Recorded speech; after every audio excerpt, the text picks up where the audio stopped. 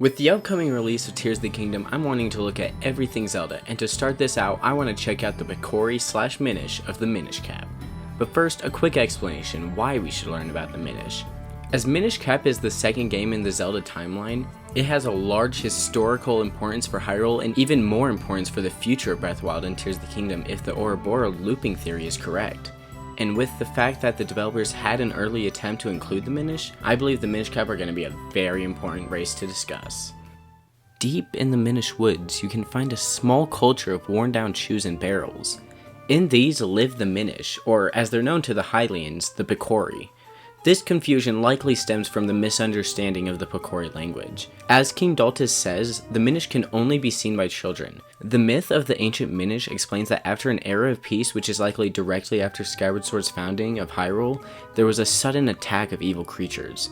After the kingdom was nearly fallen, suddenly the tiny Minish descended from the sky bearing the Picori blade and the light force.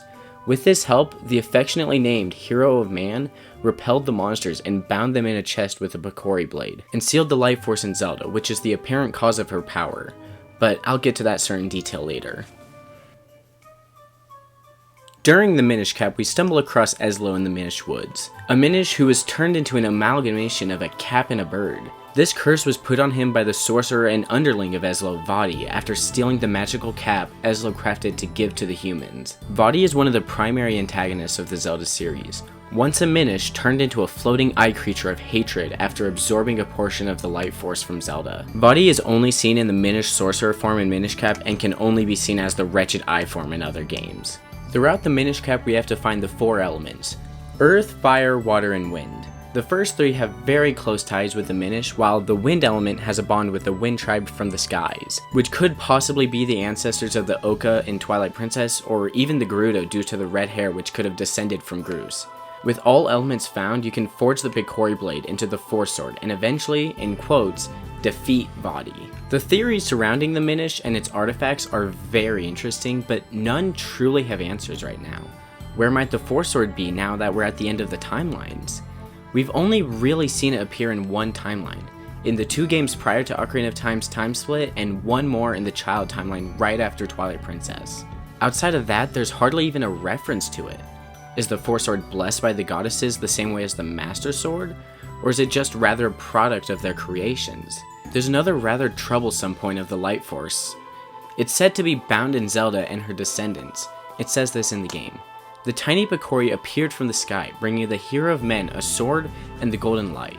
The simplest solution is saying the Triforce and the Light Force are the same, but that doesn't feel right for many reasons.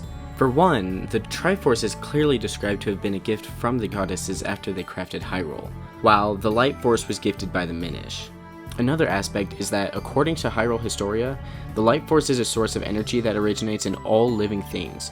So we can assume that Zelda was just gifted with more Light Force and will eventually bring balance to the Force in a 2-trilogy series. Or perhaps it's just similar to the Force Gems from the 2 Force Swords games. Either way, it's most likely a separate entity made by the Minish, and according to this, the Minish appeared from the sky.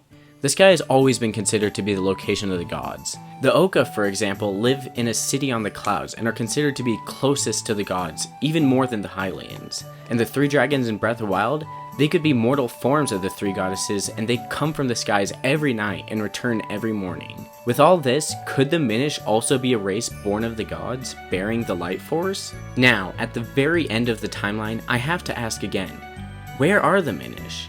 In early development for Breath of the Wild, the Minish were intended to be included. This would have been the very first appearance of them since Minish Cap. I believe their intended inclusion of the Minish could be evidence of the time loop theory, as this would make the Minish appear directly before and directly after Skyward Sword.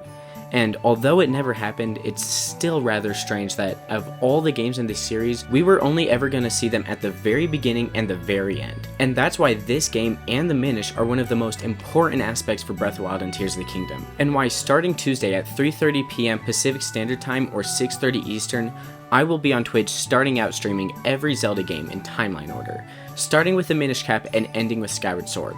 And I'll explain my reasoning on that at the start of the first stream. You can find my Twitch in the description or at Arctic Jack W. And until then, bye!